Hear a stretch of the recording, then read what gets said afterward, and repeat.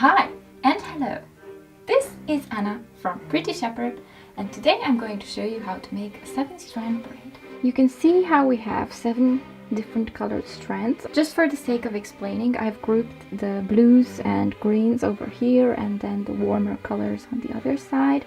It will be easier to see how they will both be moving in the other directions. The basic idea for this kind of braid is that you always work from the outside toward the middle.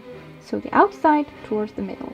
For the first step, we're going to section the strands into 2 groups. So 3 over here and 4 on the other side. We always start on the side that has the more strands. So in this case, this side. So the first strand that we're going to work with is this magenta one. We're going to take it and it's going to go over the orange, under the red, and over this pink one.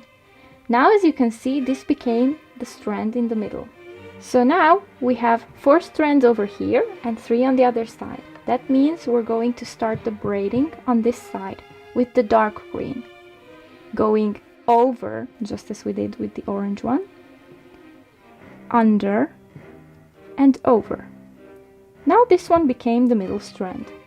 It is very important to always start the braiding in the same way. So if you went over on one side, then you always go over on the other side as well. So now we have the 4 strands over here. We're going to take the orange, go over the red, under the pink, and over the green. We're going to take our blue next, go over the pale green, under the magenta, and over the orange. Next is red. It goes over the pink, under the green, and over the blue. You probably guessed it, the next step is going to be this pale green. Over magenta, under orange, and over the red. Lastly, to complete a full cycle, we're going to take the pink, go over the green, under the blue, and over the other green. You can now see the braid forming already, and you can also notice how these strands switched places with the other ones.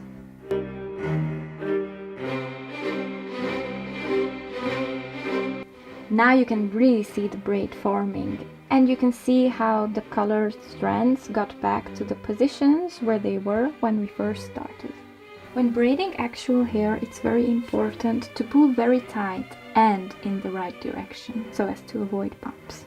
I hope this short and to the point tutorial was helpful. If you want to see the 7-strand braid put to practical use on actual hair on a historical hairstyle, then you should definitely click through to this video. If this tutorial was helpful, you can let me know by leaving a thumbs up, and you can subscribe to my channel for even more helpful tips and tricks regarding historical hairstyles and how to recreate them. Thanks for watching! Bye bye!